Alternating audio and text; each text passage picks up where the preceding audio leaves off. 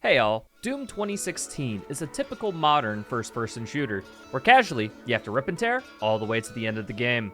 Any percent speedrunners, of course, do the bare minimum and try to get to the end as fast as possible. This involves making use of special techniques that fling themselves into the air, help them navigate through walls, kill bosses instantly, and the weirdest change is that they play on the highest difficulty setting, Ultra Nightmare. Now, you'd think that playing on the easy difficulty would be the fastest for speedruns, and for a majority of the game's history, you'd be right.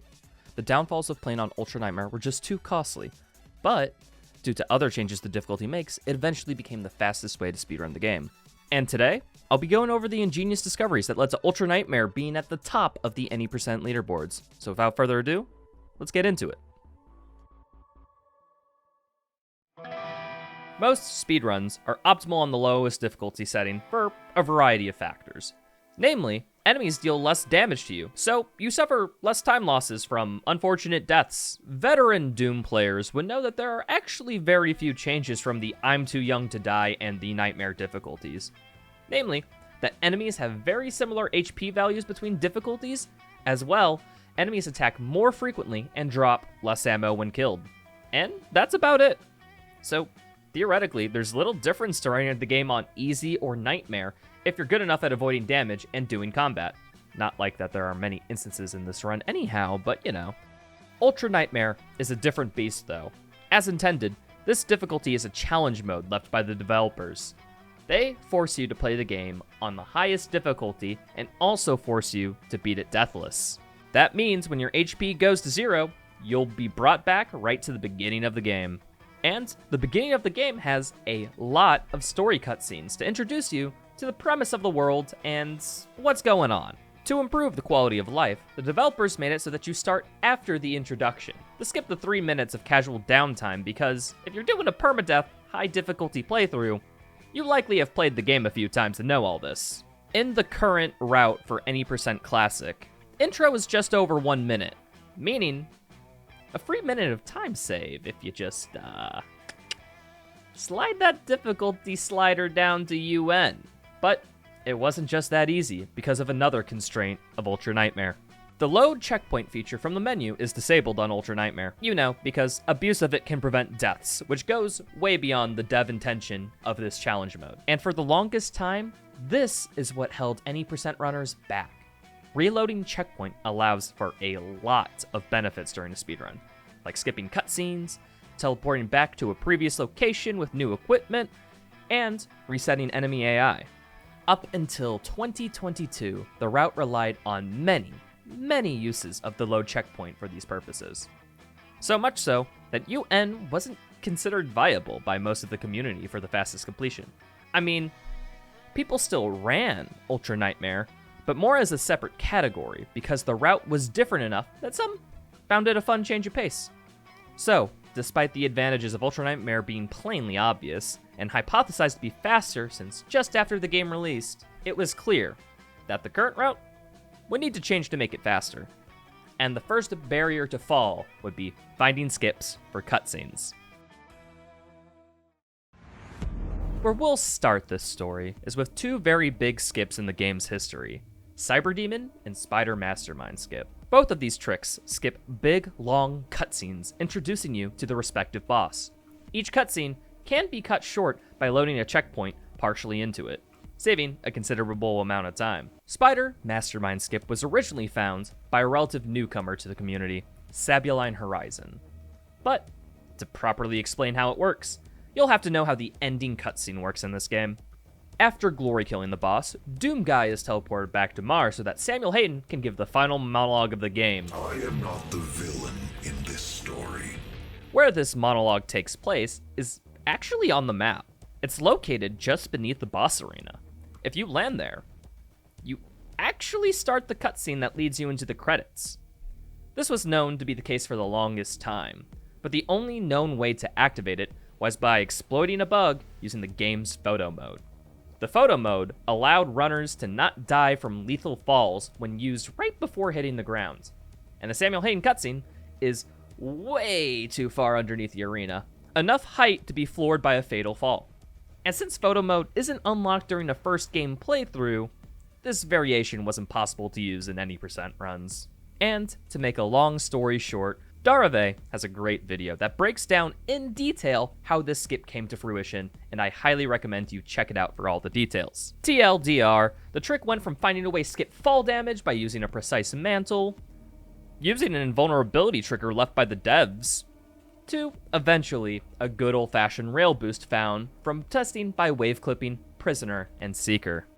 Rail boosting is an exploit in this game, to where jumping on a ledge causes a sudden burst of speed upwards and forwards.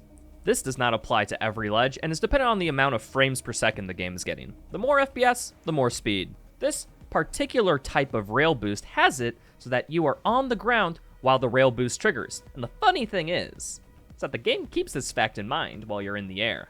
So, since the game thinks you're on the ground, you go from a grounded state on top of the map to a grounded state on the bottom of the map.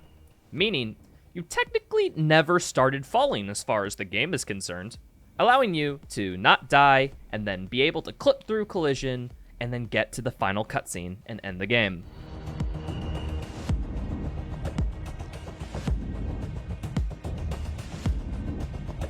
It is not now required to watch a very long 42-second cutscene that any percent can shorten down to 4 seconds by loading a checkpoint, thus making the gap between Ultra Nightmare and Classic that much more smaller. But Ripley's believe it or not, this is not the only boss fight that can be skipped. The cyberdemon is a fan favorite boss fight, so much so that they made it a standard enemy type in Doom Eternal. Normally, we'd have to fight the first phase of this boss, and then use the boss as a stepladder in the second phase to jump over the wall and get to the end of the level. And now, I guess you can predict a pattern here. This end level trigger is always available. The only thing that was missing was a boost that could get us to the second phase of the boss fight. And, despite searching for it for a long time, no one was able to find a rail that could give a boost with enough speed in the right direction to get to the final arena. Well, until one speedrun legend decided to go looking for it.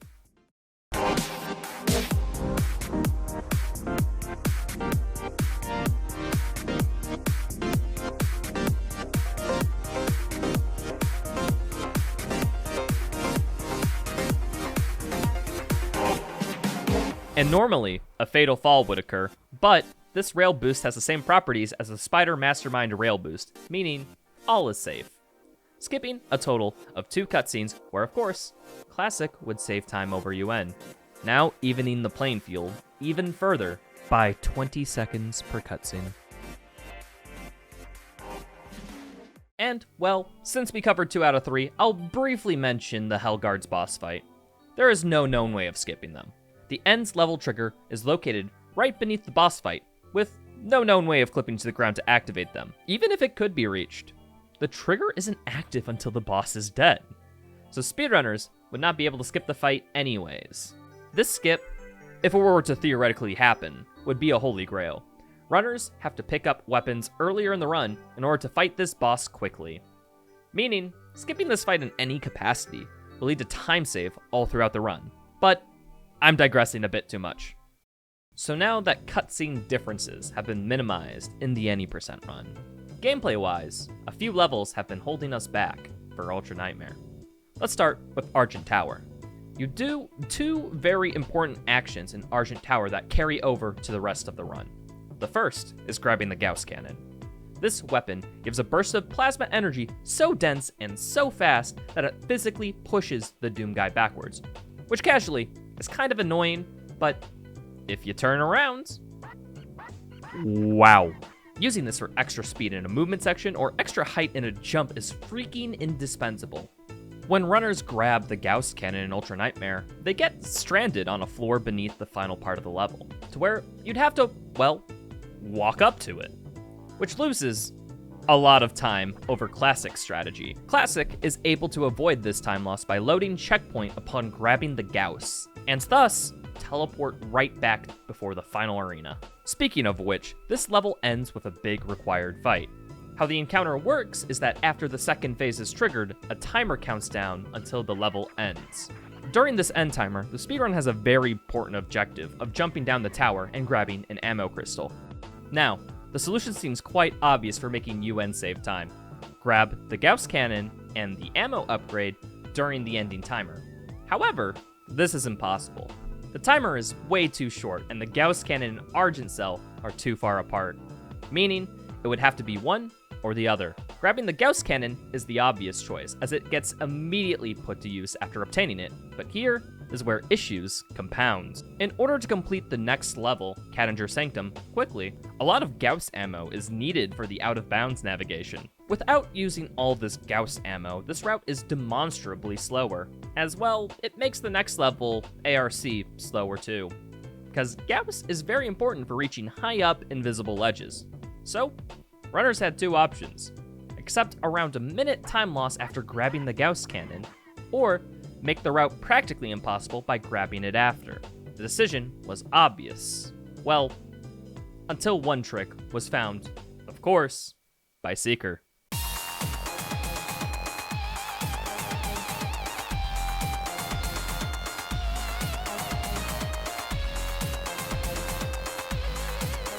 This rail boost did not require as much Gauss ammo as the previous route, so now there was more shots to spare. Now, the ammo upgrade was not needed in order for the route to work. Now, grabbing the Gauss Cannon in Argent Tower would lose no time obtaining it. Now, ARC would have all the ammo needed in order to complete the level as quick as Classic. CAD Rail Boost solved issues in 2 other levels, other than itself. Not to mention, making the level itself really faster by comparison. And looking at the time, Ultra Nightmare was just as fast as Classic now. But time is not the only factor when considering a speedrun. Perhaps the final trick that held back UN was in ARC Advanced Research Complex. This level had only 2 seconds gained and lost between UN and Classics, but the main issue was consistency. After the introductory tram ride, to get out of bounds, normally runners would perform a glory kill clip on one of these fodder demons in the first hallway. Glory kill clipping works by snapping you into an animation for a quick kill on an enemy. However, the position it snaps you to is beyond the wall, thus putting you on the other side of it. These demons are special here. They have a very low health and will die practically instantly. These zombies, when spawning in, will infight with Mancubus nearby, which means it's likely they will be dead upon arriving to this area. Classic has the ability to reload checkpoint to reset the enemy locations if they died, but on UN, that just means your run was over. All thanks to enemy AI out of the player's control. All other backups just lost way too much time. Relying on an inconsistent clip was not the way, but what if there was a different type of clip we could do to get out of bounds? Enter paper clipping. Paper clipping is a technique of going between 2 walls that aren't perfectly aligned. This generally requires a lot of wiggling in order to find the exact spot you can squeeze in. Enter Sabuline Horizon, again, who found this paperclip going out of the first room in ARC. Despite the paperclip being hard and taking a few seconds longer than the glory kill clip, it was consistent. And of course, did not rely on a zombie to be nearby. And with that last discovery, here's where it sits. So, realistically, UN is about 20 seconds faster. And honestly, ever since the Cyberdemon Spider Mastermind skip, it was possible to get world record on UN. But all these other skips helped motivate runners to make the swap. And this all congregated to Wave Clipping's Gride for world record, where they would be the first to do a monumental achievement in Doom speedrunning history.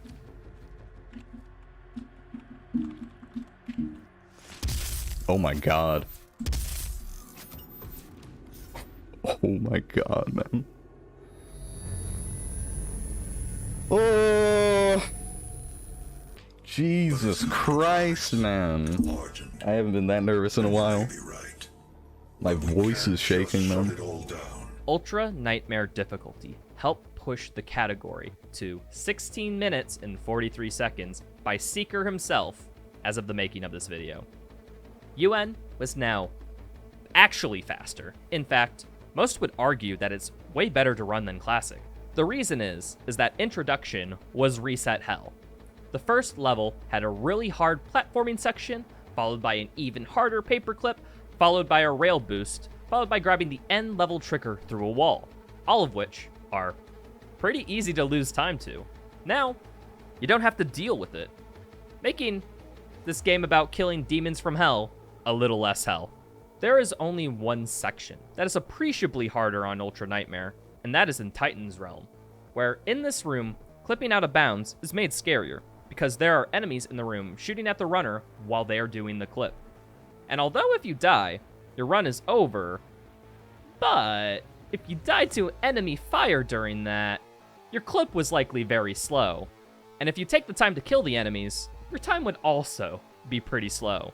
At the top level of speedrunning, a death is just way too much time lost to keep the run going, meaning that if you were running this on Classic and you died, it'd probably be a reset anyhow.